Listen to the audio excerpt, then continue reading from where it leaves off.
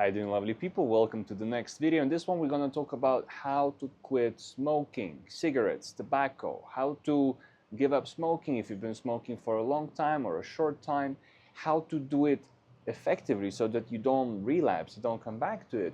And I'm going to tell you something unique about cigarette addiction, addiction to smoking, something unique to that specific thing that's different from all other addictions.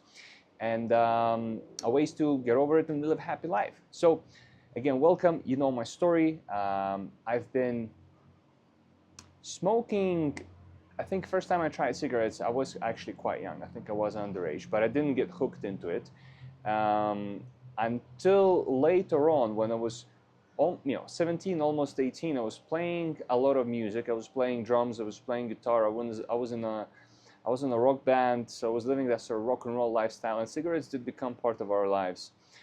Tobacco flavored as cherry, that was actually very, very prevalent, flavored tobacco, vanilla, cherry, licorice, paper. That was something that was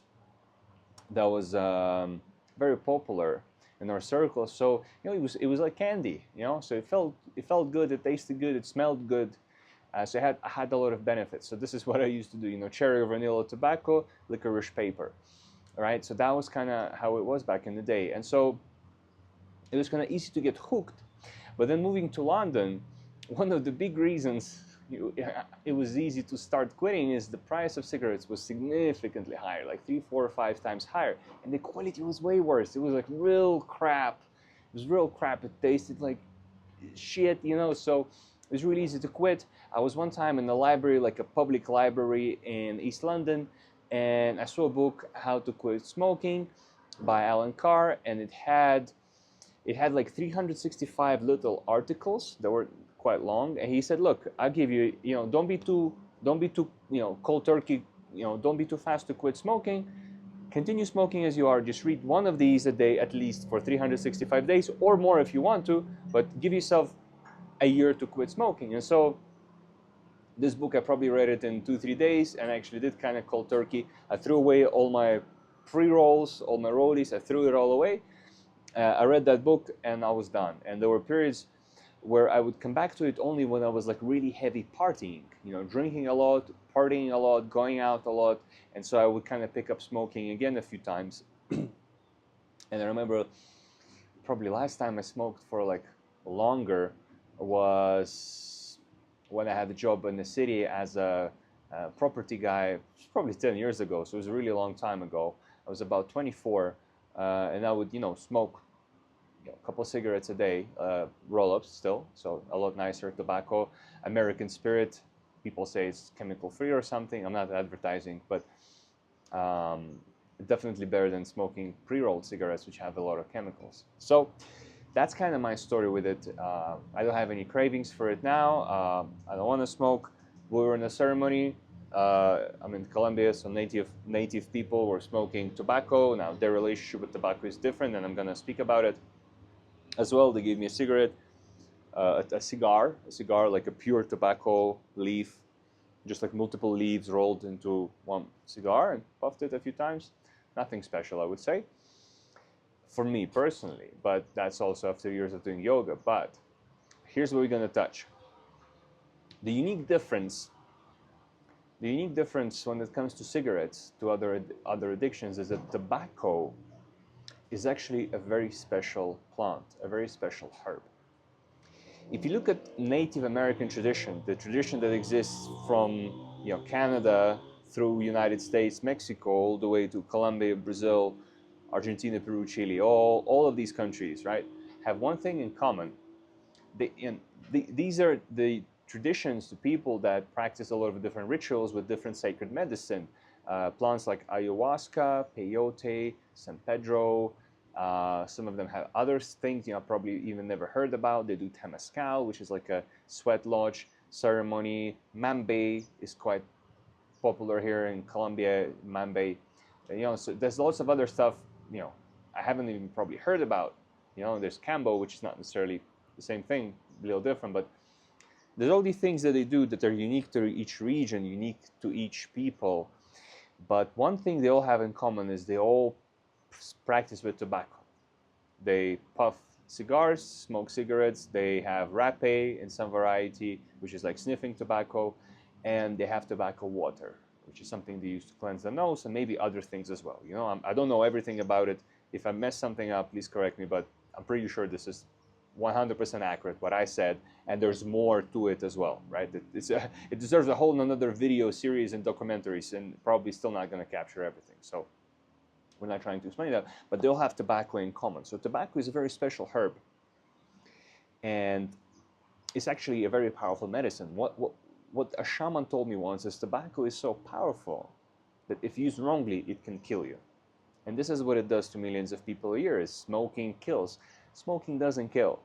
Wrong type of smoking and inhaling a lot of chemicals definitely kills. A lot of tar and a lot of other stuff that's added into the cigarette paper to keep it burning. Because tobacco naturally would extinguish.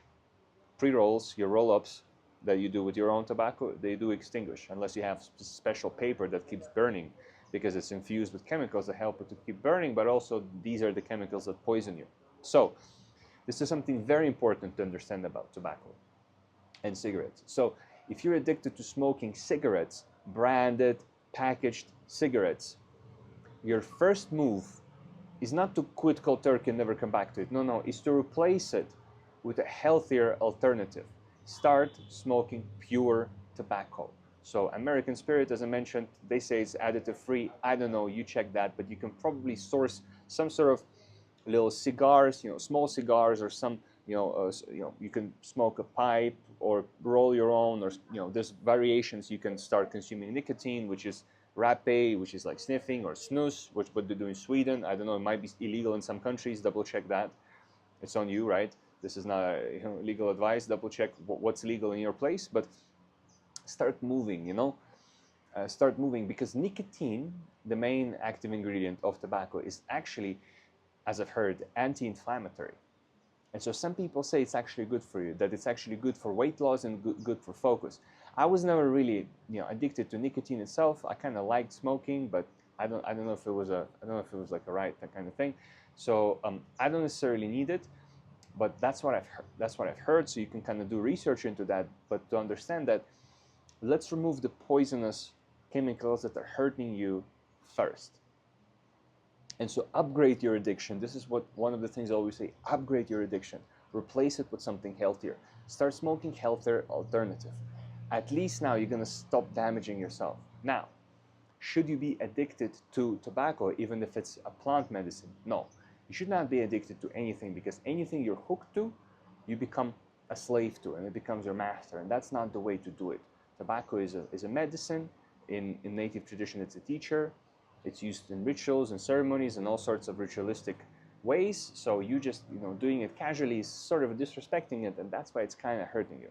So, but let's upgrade it first. Let's move gently. Let's upgrade it first, so at least you stop smoking cigarettes, packaged cigarettes. So we moved one way from here. Now let's look at this. For example, when I partied a lot and partied with people who smoked, everyone smoked, so I would also smoke. Smoking is also a reason to go outside. If you're in a nightclub, you're dancing, then you go to a smoking area. It feels kind of nice to be outside, and then also you start smoking. So for a lot of people, smoking is a social thing. Again, just like with drinking, all my friends smoke, I also smoke with them together. Now, if you're addicted and if it's hurting you, you have to start thinking, okay, should I also get myself a different social circle who don't smoke? Just so you have two. You don't have to you have to stop being friends with people who smoke. You can continue being friends with them and continue smoking with them, and also start hanging out with people who don't smoke. So at least for a couple hours a day, you're surrounded by people who don't smoke, and maybe you won't even smoke. Maybe you'll be like, oh, can I smoke here? They're like, no, sorry, this is a non-smoking area. You're like, oh, okay, fine, I'll smoke later. And so now for a couple hours a day, you're hanging out with people who don't smoke, and your body starts seeing, hey, some people don't smoke. Nothing crazy with that. Yeah, level 1. Now, it's not too difficult to find. It's not the same as drinking, but it's not too difficult to find. Now, a lot of people go for a cigarette break. People working jobs that are quite intense and tough sometimes just need a break to breathe, to go outside from a kitchen or a factory or a construction site. They go to some area that's kind of quiet that you can just chill. What they really want to do is just breathe. You don't really want to smoke, you just want to breathe. Now, smoking makes you breathe deeply.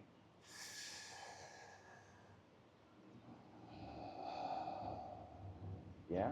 Makes you focus and savor the moment, makes you slow down, makes you present. That's one of the reasons smoking tobacco is used by indigenous people as well. Pipe, smoking pipe, big pipe of friendship, pipe of peace, all that stuff makes you become present to the moment.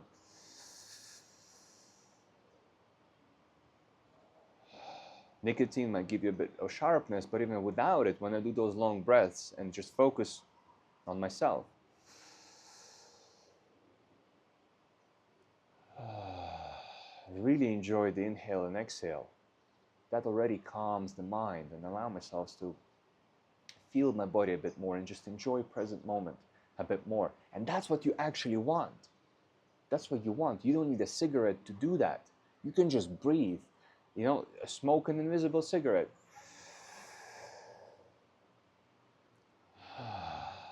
And you know what? It might not work for you initially, but do this before you smoke a cigarette.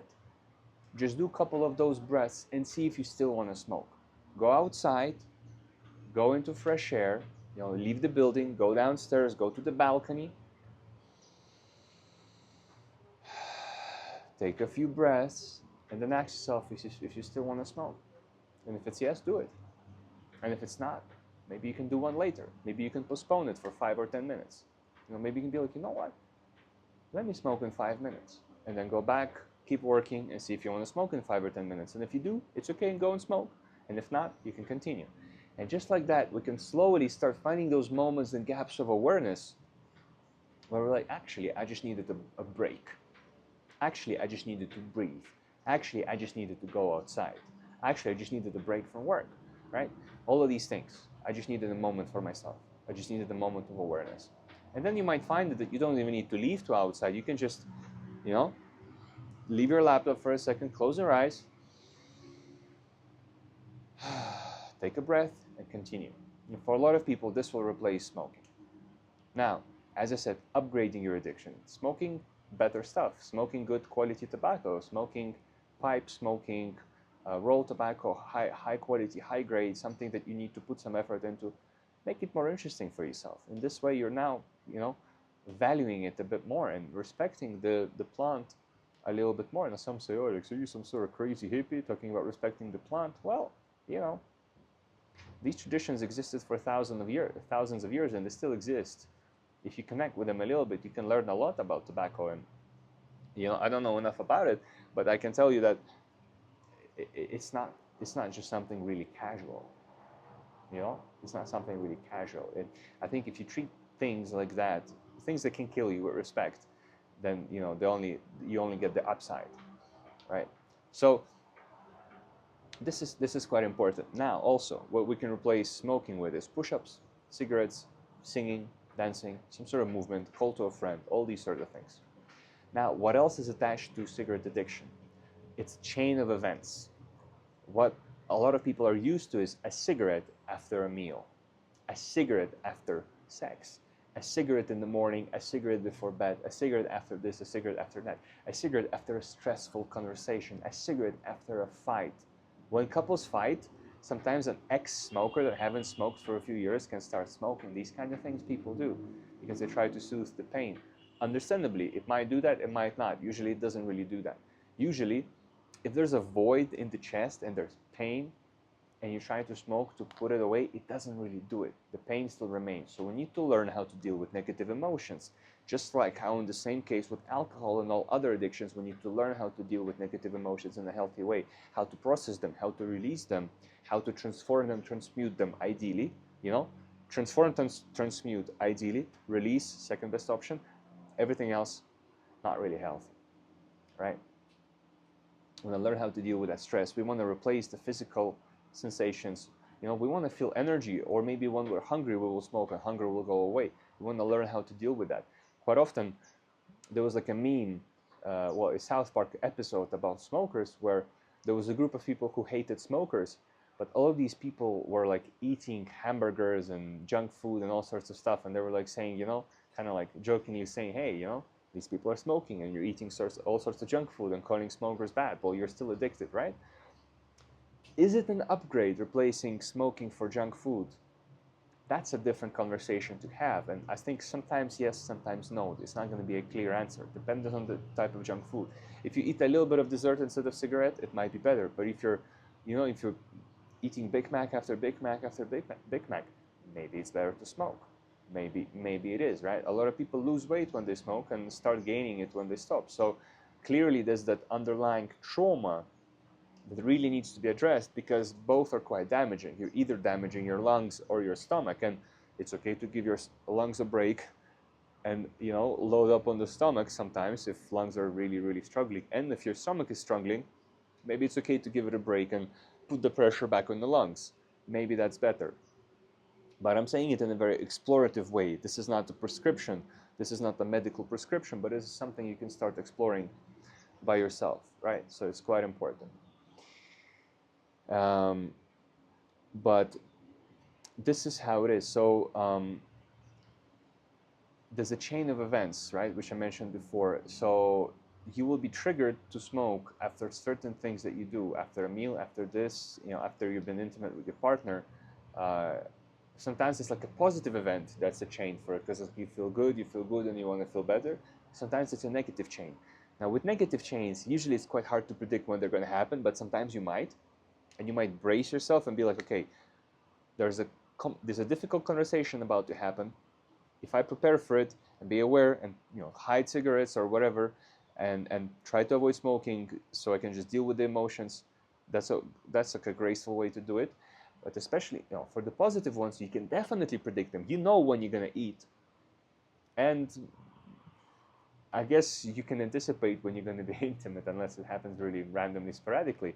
So you can start breaking that pattern after you had a big meal and not nice good meal.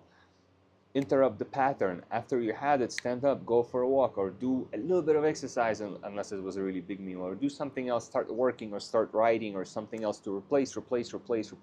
Break that pattern, break that loop, break that cycle that keeps you enslaved. You know, there's nothing wrong with smoking specifically if you're free from addiction to it. But if you have an addiction, you got to break the addiction, and you can come back to the thing that you used to be addicted to and experience it differently from a place of freedom if you want to. You know, it is really about breaking those patterns and cycles so you can become liberated and free. That's what I'm trying to pull you towards. So this is very important to understand. So break the pattern, break the cycle. You had a good event, you know you're about to have a good meal, and you know the pattern is you had a good meal, then you want to have a cigarette. Make sure that after you have that big meal, you go and do something completely different, something very productive for you, something really that's pulling you towards that dream, because it's a lot easier to quit any addiction if there's if there's something pulling you towards it, a dream, a vision, a desire, a goal, something that you're working towards and manifesting with passion and energy, right? This is something that can help you. This is something that can help you massively. And so again, I'm not here telling you that you have to quit cold turkey or anything like that, but you can start working on that, you know, so you can be healthier and happier to actually experience the joy of your dreams fulfilling, to actually experience the joy of having a family or having made a lot of money, to be able to actually spend it, right? So these are very important things. So again, just like with everything, exercise, replace the hormones, watch your diet. You know, again, maybe cigarettes help you to watch the diet. So this is a tricky one. As I said, you know, you wanna understand what kind of emotion are you there trying to suppress, either with cigarettes or with food, So I think when it comes to smoke, you know, when it comes to drinking, a lot of people can be functionally drinking, and a lot of people can be completely dysfunctional alcoholics. There's such alcoholics that they can't function in society. Their life has been completely destroyed by it. There are cases like that. But with smoking, it's very hard to be a dysfunctional smoker. Usually people are very functional smokers because nicotine gives you energy and you actually kind of work. So a lot of people become functional addicts. And really sometimes the thing that keeps them functioning is the cigarette. So it's a different type of addiction to break because it might actually make it harder for you to work sometimes. It might actually make it harder for you to focus sometimes. And so this is a different thing to approach. It's a whole different beast. Some of the fundamentals are the same, but the practicalities of it are quite a lot different. And so it is really more important here to look at the trauma, because if we can replace alcohol addiction for gym addiction, and then you're just exercising, and instead of being depressed about your girlfriend, now you're angry at her, and you're using that anger in the gym to get big, you know, why not? Sure, you can heal that trauma later. At least you're gonna be nice and healthy and fit and healthy. Here is different, right? With cigarettes is different. So you start smoking cleaner. You start doing things that really excite you, that you really love. Start hanging out with people that don't smoke, and start looking into the trauma. And we're gonna go deeper into that conversation later, because it's not a casual conversation, right? I'm not saying it's a difficult conversation, but it's not a casual conversation talking about trauma and trauma healing. So let's just start exploring those emotions slowly, one by one, and breaking patterns and cycles slowly, one by one. At least let's remove association of really happy events that we love, like eating or being intimate, and with smoking. You know, food and smoking, let's disconnect that. Sex and smoking, let's disconnect it. I mean, some people love to smoke after they've done a nice workout in the gym, you know, to relax. And I think that's also a silly one, and that's also the one we want to break. But understandably, no judgment here. No one's wrong. No one's bad for anything. That's just the way of life. And if you really want to explore the special and sacred aspect of tobacco, there's probably lots of information online. I might provide some, but I don't think I want to become an expert on that subject. But definitely a lot of shamans that I've met in South American and Central American traditions are smoking, but they're not addicted to it. In fact, if anything, it gives them clarity and helps them. Yogis in India kind of quit that. They said that that's still a bit of a crutch, right? But the path to liberation sometimes is replacing a worse crutch for a better crutch. So let's start with that and see where we can get. I wish you a beautiful life, a passionate life, a life of fulfilling your dreams. Have a beautiful day, and I'll see you next time in the next video. Take care.